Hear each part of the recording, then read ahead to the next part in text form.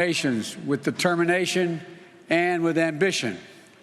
That's what COP26 is all about. Glasgow must be the kickoff of a decade of ambition and innovation to preserve our shared future. Climate change is already ravaging the world. We've heard from many speakers. It's not hypothetical. It's not a hypothetical threat. It's destroying people's lives and livelihoods, and doing it every single day. It's costing our nations trillions of dollars. Record heat and drought, fueling more widespread and more intense wildfires in some places and crop failures in others. Record flooding and what used to be a once-in-a-century storms are now happening every few years. In the past few months, the United States has experienced all of this, and every region of the world can tell similar stories. And in an age where this pandemic is made so painfully clear that no nation can wall itself off from borderless threats, we know that none of us can escape the worst that's yet to come if we fail to seize this moment. But, ladies and gentlemen, within the growing catastrophe, I believe there's an incredible opportunity, not just for the United States, but for all of us. We're standing at an inflection point in world history. We have the ability to invest in ourselves and build an equitable, clean energy future, and in the process, create millions of good-paying jobs and opportunities around the world. Cleaner air for our children, more bountiful oceans, healthier forests and ecosystems for our planet. We can create an environment that raises the standard of living around the world. And this is a moral imperative, but it's also an economic imperative. If we fuel greater growth, new jobs, better opportunities for all our people, and as we see current volatility in energy prices, rather than cast it as a reason to back off our clean energy goals, we must view it as a call to action. High energy prices only reinforce the urgent need to diversify sources, double down on clean energy development, and adapt promising new clean energy technologies so we can not only we don't remain overly reliant on one source of power to power our economies and our communities. It's in the self-interest of every single nation. And this is a chance, in my view, to make a generational investment in our economic resilience and in our workers and our communities throughout the world. That's what we're going to do in the United States. My Build Back Better framework will make historic investments in clean energy, the most significant investment to deal with the climate crisis that any advanced nation has made ever. We're going to cut U.S. greenhouse gas emissions by well over a gigaton by 2030, while making it more affordable for consumers to save on their own energy bills, with tax credits for things like installing solar panels, weatherizing their homes. Lowering energy prices will also deliver cleaner air and water for our children, electrifying fleets of school buses, increasing credits for electric vehicles, and addressing legacy pollution. It will incentivize clean energy manufacturing, building the solar panels and the wind turbines that are growing energy markets of the future, which will create good-paying union jobs for American workers, and something that none of us should lose sight of. When I talk to the American people about climate change, I tell them it's about jobs. It's about workers who will lay thousands of miles of transmission lines of clean, modern, resilient power grid. The auto workers who build the next generation of electric vehicles, and electricians who will install a nationwide network of 500,000 vehicle stations to power them throughout my country. The engineers who will design new carbon capture systems, and the construction workers who will make them a reality. The farmers who will not only help fight global hunger, but also use the soil to fight climate change. The communities that revitalize themselves around new industries and opportunities. And because we are taking all these actions, the United States will be able to meet the ambitious target I set in the Leaders' Summit in Climate back in April, reducing U.S. emissions by 50 to 52% below 2005 levels by 2030. We'll demonstrate to the world the United States is not only back at the table, but hopefully leading by the power of our example. I know it hasn't been the case, and that's why my administration is working overtime to show that our climate commitment is action, not words. On my very first day in office, I took action to return the United States to the Paris Agreement. Since then, our administration has been hard at work unlocking clean energy breakthroughs to drive down the cost of technologies that will require us to achieve net zero emissions, and working with the private sector on the next generation of technologies that will power a clean economy of the future.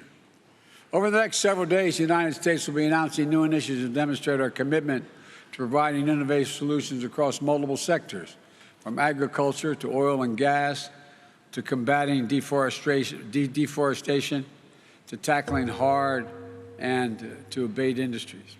We're planning for both short-term sprint to 2030 that will keep 1.5 degrees Celsius in reach, and for a marathon that will take us to the finish line and transform the largest economy in the world into a thriving, innovative, equitable, and just clean energy engine of net zero for a net zero world. That's why today I'm releasing the U.S. long-term strategy, which presents a vision of achieving the United States goal of net zero emissions economy-wide by no later than 2050, and reinforces an absolutely critical nature of taking bold action in the decisive decade. We're also going to try to do our part when it comes to helping the rest of the world take action as well. We want to do more to help countries around the world, especially developing countries, accelerate their clean energy transition, address pollution, and ensure the world we all must share a cleaner, safer, healthiest planet. We have an obligation to help. In the United Nations, at the United Nations in September, I announced that my administration is working with the Congress to quadruple our climate finance support for developing countries by 2024, including significant increases in support for adaptation efforts. This commitment is made possible to each of our collective goals of mobilizing $100 billion annually for climate finance, but mobilizing finance at the scale necessary to meet the incredible need is an all-hands-on-deck effort. As other speakers today have mentioned, governments in the private sector and multilateral development banks must also do their work to go from millions to billions to trillions, the necessary effect of this transition. Today, I'm also submitting a new adaptation communication laying out how we'll implement the global goal of adaptation, as well as announcing our first ever contribution to the Adaptation Fund. But our commitment is about more than just financing. That's a critical piece of it. But we're also going to support solutions across the board. In the lead up to this gathering, the United States joined our G7 partners to launch a Build Back Better World initiative. We also reconvened the Major Economies Forum on Energy and Climate to launch transformative actions and to raise ambition. And together with the European Union, we're launching a global methane pledge to collectively reduce methane emissions, one of the most potent greenhouse gases, by at least 30% by the end of the decade. More than 70 countries have already signed up to support rapid reduction of methane pollution, and I encourage every nation to sign on. It's the simple, most effective strategy we have to slow global warming in the near term. My friends, if we're to recognize that a better, more hopeful future of every nation has to do its part, with ambitious targets to keep 1.5 degrees in reach, and specific plans of how to get there, especially the major economies. It's imperative that we support developing nations so they can be our partners in this effort. Right now, we're still falling short. There's no more time to hang back or sit on the fence or argue amongst ourselves. This is the challenge of our collective lifetimes, the existential threat to human existence as we know it. And every day we delay, the cost of inaction increases. So let this be the moment that we answer history's call here in Glasgow. Let this be the start of a decade of transformative action that preserves our planet and raises the quality of life for people everywhere. We can do this. We just have to make a choice to do it. So let's get to work, and thank you. Those of us who are responsible for much of the deforestation and all the problems we have so far have an overwhelming obligation to the nations who, in fact, were not there, have not done it. And we have to help much more than we have thus far. God bless you all, and may God save the planet. Thank you.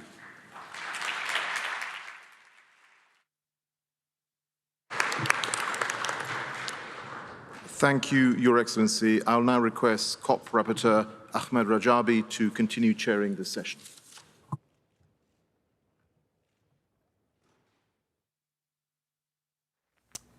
All right, you were just listening there to the President of the United States, Joe Biden, there at the COP26 meeting in Scotland, talking about the imperative as it relates to climate change.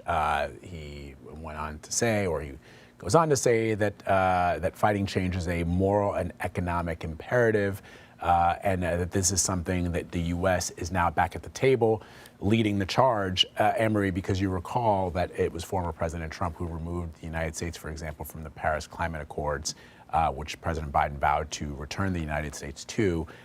And so this is something that many nations have been talking about, but sadly we have yet to see the kind of action that will lead to real and lasting change. A lot of these policies that these world leaders are talking about today are not going to be implemented for the next 20 or 30 years, if they can even get an agreement on them, although this is when you have to start doing that. The longer you delay means the longer that you get a chance to implement them.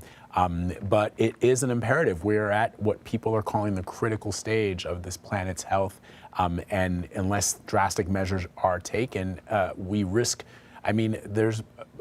scientists have talked about a world where some of the things that we're used to, not just animals that are going extinct, but a fight for water, because as the temperatures continue to rise, there's going to be a mass migration of people to the coast in an attempt to have water and to be able to access drinking water. And that's just one tiny thing, which is a massive thing that is a byproduct of the planet's warming effect. So real interesting for the president to take the stage and sort of suggest that the United States is now going to lead the charge. But you need countries like Russia and China to take part in this, and those leaders are not there.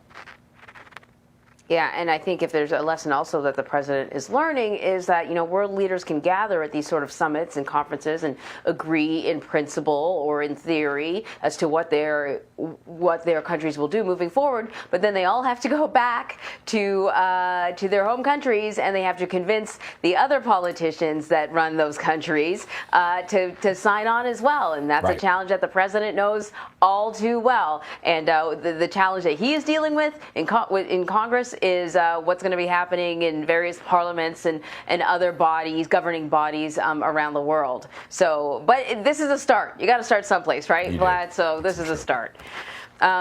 Meantime, other news now. Right now, the Supreme Court is hearing arguments over the strictest abortion law in the country. The Texas measure bans most abortions and allows people to sue others who break the law. But the issue that the court will decide on after today's hearing isn't whether or not the law is constitutional. Earlier today, Vlad and I spoke with CBS News legal contributor Jessica Levinson about what the court is actually going to decide on. Who can sue and be sued to stop this law? So exactly as you said, what typically